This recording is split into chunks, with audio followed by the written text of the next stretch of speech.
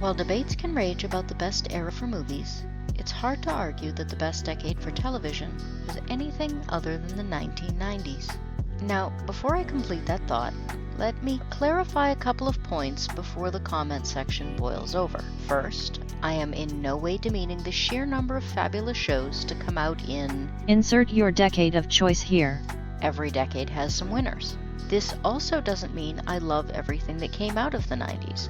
But whether I like Jerry Springer or not, there's no doubt it was still a winner for NBC. And it lasted a jaw-dropping 26 seasons. Secondly, I also don't mean to imply that the 90s didn't have its stinkers. Even in the 90s, some shows just weren't good. I mean, who thought a police procedural musical was a good idea? I'm the baby merchant, tots are us, I give you all the service and no damn fuss. But as far as the sheer quantity of winners versus duds, the 90s was overall an amazing decade. We got Seinfeld, Home Improvement, Sex and the City, Wings, and other huge comedy hits. For its entire run, Friends was one of the most popular shows of the decade. Its cast made $1 million apiece per episode, and it was nominated for dozens of awards. Even after its run, it broke Netflix streaming records multiple times. And the knockouts weren't limited to comedy. Law & Order began its incredible run of 23 years and counting. X-Files made fans start believing in 1993. ER opened in 1994. Oz premiered in 1997, alongside the still popular Buffy the Vampire Slayer and the first season of South Park. The Sopranos entered the spotlight in 1999, going on to become known as one of the greatest TV series of all time and hailed as possibly the best written show of all time. The 90s was also an amazing decade for teen drama, with Dawson's Creek probably being the most famous. Will and Grace opened the door to gay leads. The West Wing opened the door to the White House. Xena Warrior Princess and Hercules gave us, well... It'll cost you a life! The competition during these glory days was steep. Some shows, unfortunately, never quite rose to the top. Not because they weren't good shows necessarily, but because others were simply better. They had time slots that weren't quite right, budgets that could have used a few more investors, production schedules that didn't line up, special effects needs that hadn't been invented yet, or storylines that were simply too dark or weird for the decade. These are shows that, in today's lineup, would likely do very well. In their own time, though, the competition was just too overwhelming. So, while it's tempting to hang out and have some fun at the expense of the duds, we had a 187 at the 7-Eleven on the corner of 4th and Main. Let's look at a few of these stars that never got the chance to shine. Brimstone came out in 1998 and only lasted for one season. While it had an interesting premise, it is the addition to this list that probably most deserves the cancellation. The plot is very much like the old Spawn comic and is inspired by the comic. Spawn was first in print in 1992, the movie of the same name 1997, and the animated series began in 1997 as well. This isn't conjecture on my part, by the way. Co-creator Cyrus Voris said in a 1998 interview that, quote, "I could say this is Spawn for adults." The show parts ways from Spawn in that the main character remains basically human. Ezekiel Zeke Stone is a police officer whose wife is assaulted. The perpetrator is let go on a technicality, so Stone tracks him down and murders him. 2 months later, he dies in an unrelated case and is sent to hell for his crime.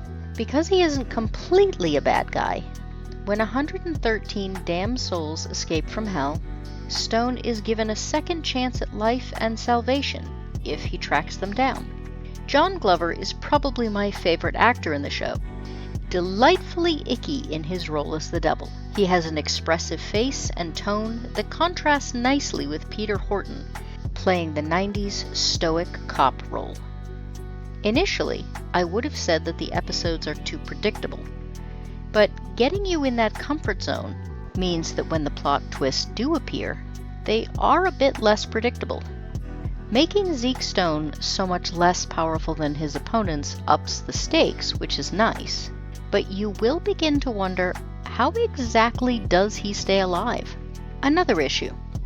Zeke uses his real name and badge throughout the show. He hasn't been dead that long, and he was a super famous cop before his death, so everyone knows who he is. So how is the police department not freaking out about this guy? He also gets shot by them a lot over the course of the show. The show also could have benefited from more consistent supporting characters. There are a priest and a police officer who are aware of Stone's true nature, but they appear in the show only sporadically. It's hard to know if there was a plan for them to be a more solid team as the show went on, but as it is, they just seem to pop up at strange times. The show really gets into problems with the special effects, though.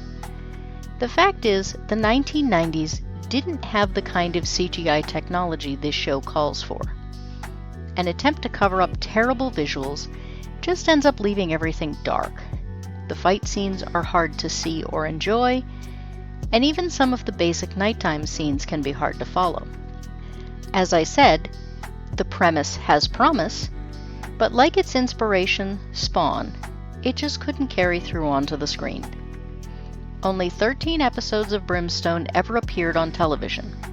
Remember, in the 90s, that was only half a season. The WB has stated they have no interest in ever releasing it onto DVD. With modern-day special effects and a new audience appreciation for shadowy protagonists and plots with black themes, Brimstone would likely find a wider audience today. The Pretender was a strange show that, after the first few seasons, never really seemed to know where it was going. Each episode stands alone, while also being part of a greater secret, but the writers seemed to be making up the answer to that mystery as they went along. The protagonist, Jared, is a genius with the ability to practice any career he wishes simply by reading about it. Over the course of the show, he becomes, amongst other roles, a plastic surgeon, an army ranger, a pool shark, and a gigolo. This premise seems so far-fetched that many people wrote it off as too ridiculous to be enjoyable. See, even in the 90s people wanted their shows believable. Surprisingly though, the idea for this show did come from a real person. Real-life serial imposter Ferdinand Waldo Demera Jr. borrowed roles and identities for years, sliding into new lives as easily as Jared does in The Pretender. He held several teaching jobs, clergy roles, and at one point even took a position as a ship's surgeon. All of this was done with absolutely no real credentials, just confidence, a high IQ, and possibly a photographic memory. Jared, of course, is an enhanced version of this, brought up with specialized training to use his skills to their full potential. When he escapes from the center, he is chased by Sydney, his former caretaker, Ms. Parker, head of security and the daughter of the center's CEO, and Mr. Brutes, a cowardly but talented tech whiz. Jared uses his gifts to help people on the outside with their troubles, while also trying to find out who he was before he ended up at the center. Jared finding himself works well, adding in the early wrench that Ms. Parker's mother, who supposedly committed suicide when she was a girl, may actually have been murdered, was a nice touch. It shook her loyalty to the center, and made her a more complex character. I was looking for answers. About what? But then, a couple of seasons in, things began to get complicated. Ms. Parker suddenly had a brother no one ever knew about, who appears and vies for her father's attention. Jared and Ms. Parker have a romantic attachment, but now they may actually be related. Only then they aren't, but they do have a half-brother in common. Then Ms. Parker's father might not really be her father. It got even more convoluted from there. This isn't to say the show didn't stay great, and the ratings stayed decent through its third season. By the fourth season, though, ratings dropped and NBC, quite abruptly, cut the entire lineup it was part of. The fans who remained were loyal, though, and 2 years later, TNT put out 2 television movies with the intention of wrapping up the show for viewers. They were not good. The Pretender went from being a mostly grounded action show to being a supernatural occult story with Jared as a foreseen the one, and possibly even the second coming of Jesus? These movies, too, left the show frustratingly open-ended, and never did close up the series as promised. Who am I? Did the center adopt me? Was I bought or was I stolen?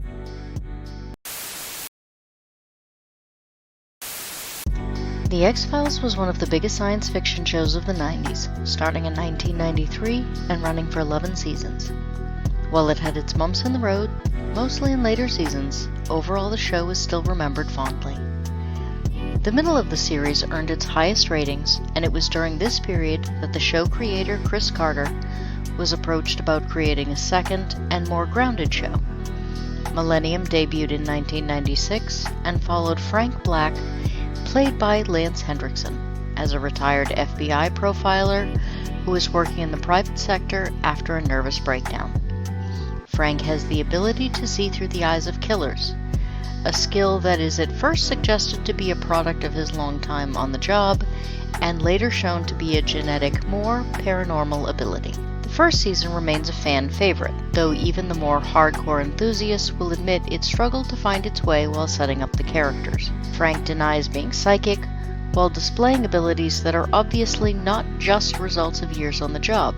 They obviously wanted to do more with his wife Catherine, but she is mostly relegated to supporting wife. The show itself is mainly a serial killer police drama with hints of the supernatural, except for that one episode where a lady turns into a demon and kills Frank's best friend in his house.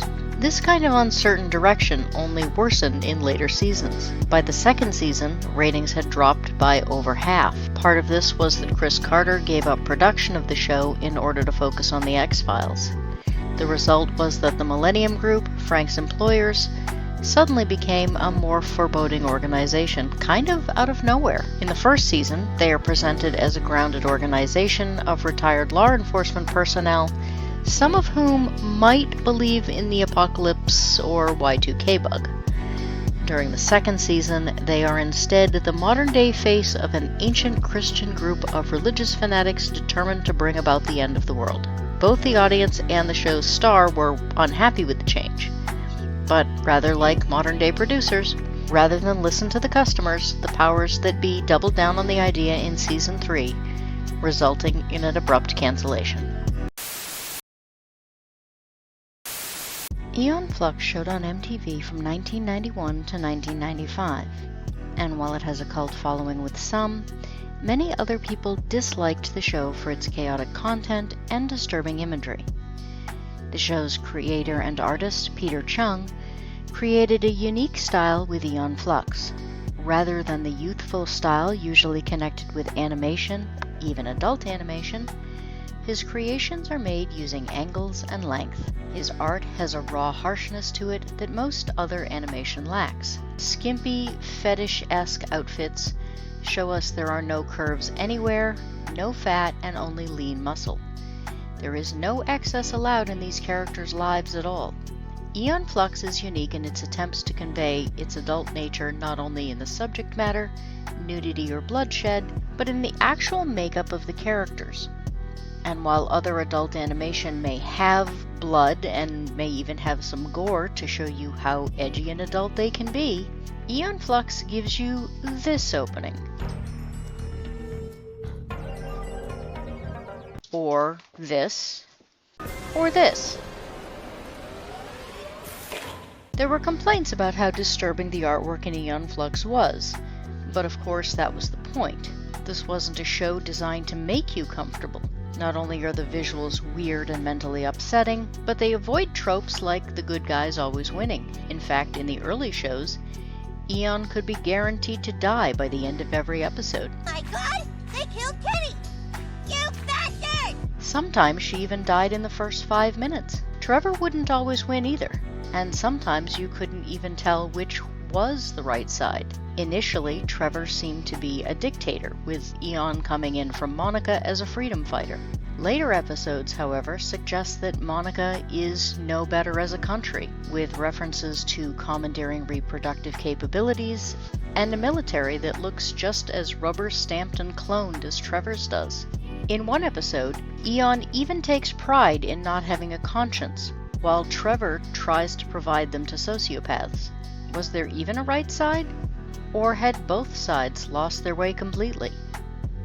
This was true moral ambiguity done for television. I mean, the best parts about Star Wars is there is no good or evil. Despite running for 3 seasons, the first season of Aeon Flux aired for a total of 12 minutes. The second included 5 episodes of about 5 minutes each.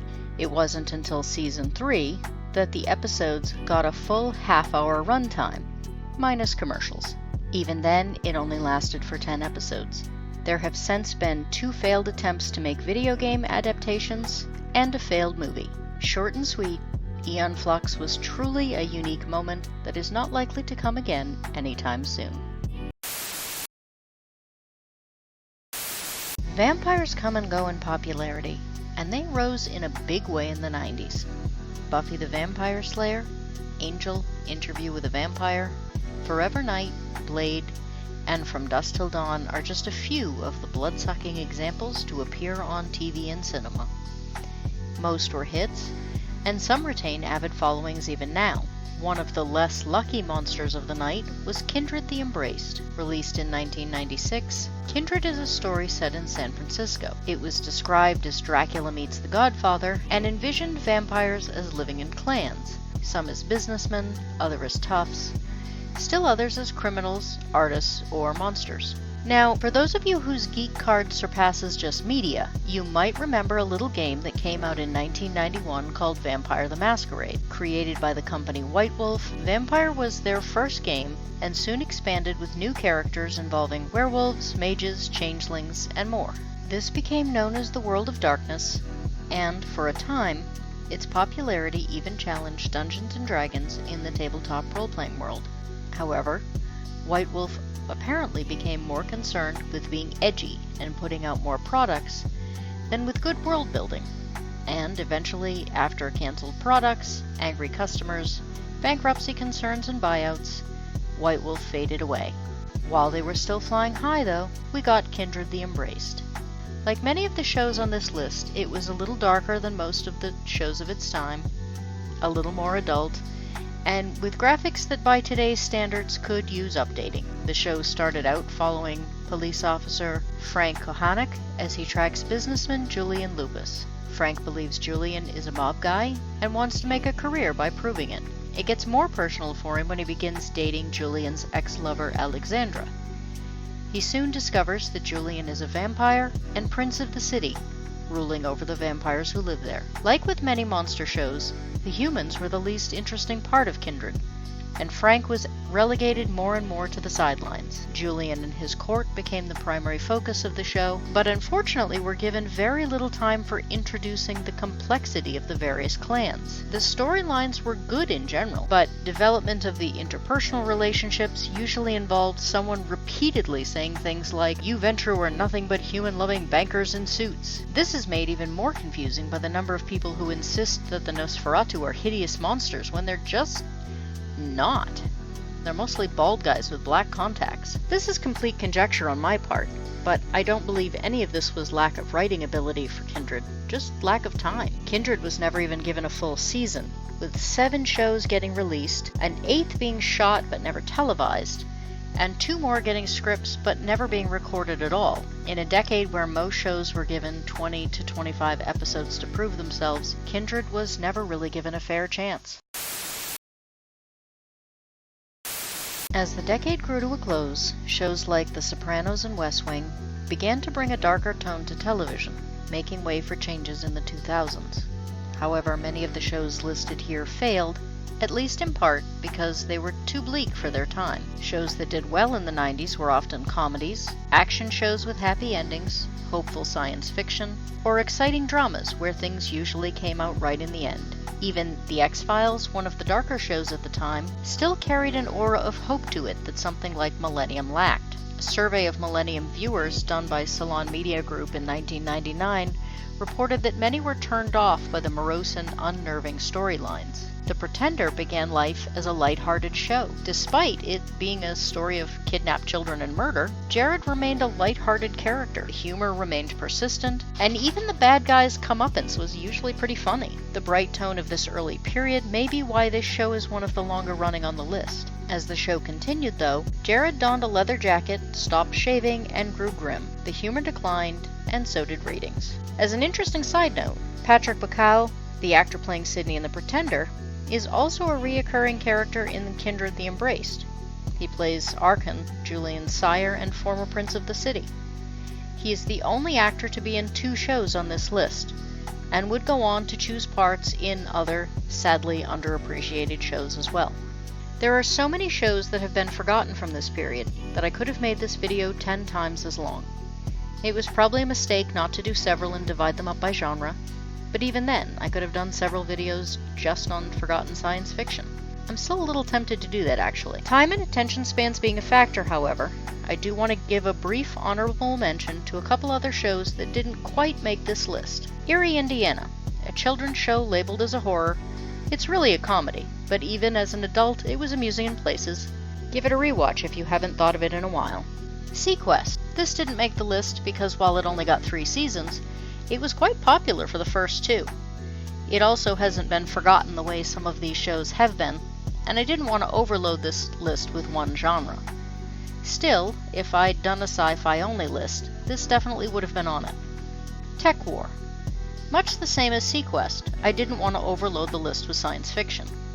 Also, I'm sad to admit I never saw Tech War when it came out, and I wasn't able to find the first season for this project. It mainly gets left out because I'm unable to comment on it one way or another. If anyone has leads on where the first season can be found, I'm all ears, and I will keep it in the queue for future videos. Cleopatra 2025 came up as a suggestion many times during this project. Alas, it was released in January of 2000, so it missed the cutoff. Thank you for watching, and I hope you enjoyed my list.